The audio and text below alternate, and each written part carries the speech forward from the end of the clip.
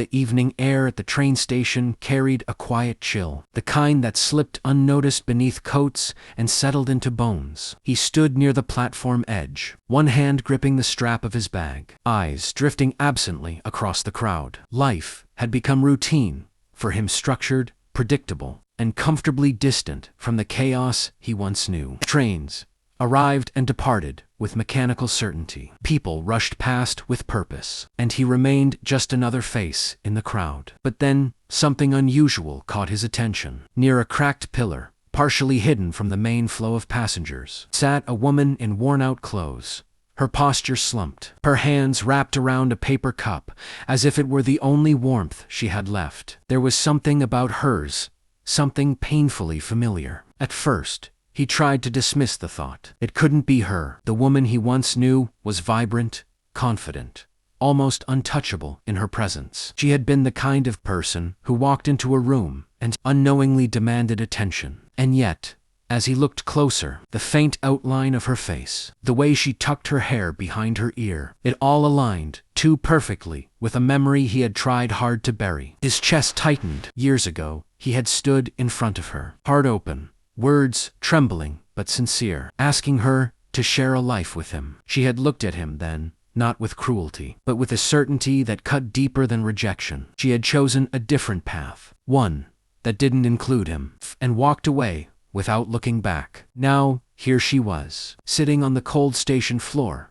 her eyes tired, her spirits seemingly worn down by life's unforgiving turns. He felt a strange mix of emotion: shock, disbelief, a flicker of old pain, and something else he couldn't quite name. Pity.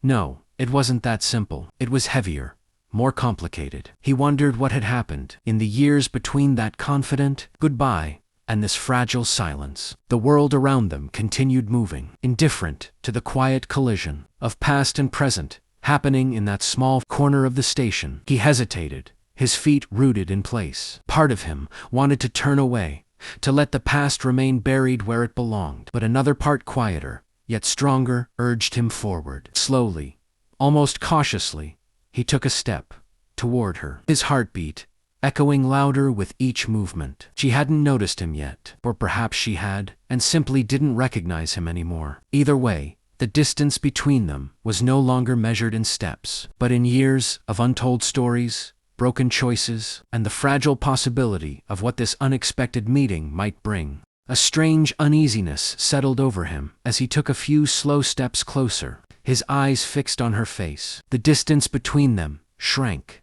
and with it, the doubt he had been clinging to. If it was her, time and hardship had changed her, but not enough to erase the person he once knew so well. His heartbeat grew louder, echoing in his ears, as memories rushed back: her laughter, her confidence, the way she had once looked at the world, as if it belonged to her. Now, that same gaze was lowered, avoiding the passing crowd, as though she had become invisible in a place full of people. He stopped just a few feet away. For a moment, he didn't know what to say. How do you speak to someone who was once your entire future, and is now a stranger shaped by pain? His throat felt dry, his thoughts tangled between past and present. Finally, gathering what little courage he had, he spoke her name softly. She looked up, her eyes met his, and in that instant, everything changed. Recognition flickered across her face, first confusion, then shock, and finally, something deeper, something heavier: shame.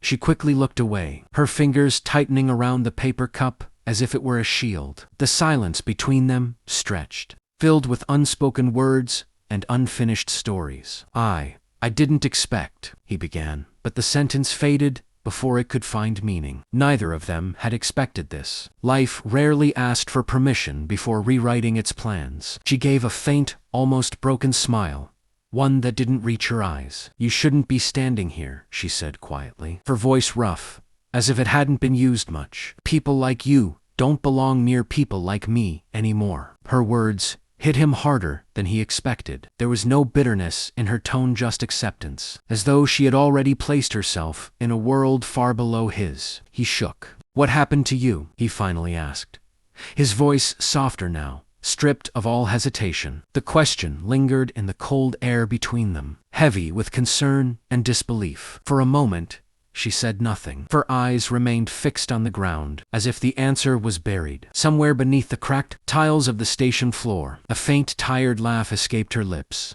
One, without joy, only resignation. Life happened, she said quietly. The same life I once thought I had complete control over. She paused, swallowing hard, as though each word cost her something. Slowly, she began to speak, her voice fragile, but steady enough to carry the weight of her story. After she rejected him, she had chosen a different path, one that promised excitement, success, and a future that seemed brighter than anything she had imagined with him. She followed someone she believed in, trusted dreams that looked perfect from a distance. But those dreams had cracks she couldn't see at the time. The person she relied on eventually left, taking everything with him, her savings, for stability, and her sense of security. What followed was a slow fall. Opportunities slipped away, support disappeared, and pride kept her from asking for help until it was too late. I thought I was strong enough to handle everything alone, she admitted, her voice trembling slightly. I thought I was making the right choice back then. She finally looked up at him, her eyes glistening not just with tears, but with regret. Maybe I was wrong. He listened in silence, each word tightening something deep inside him.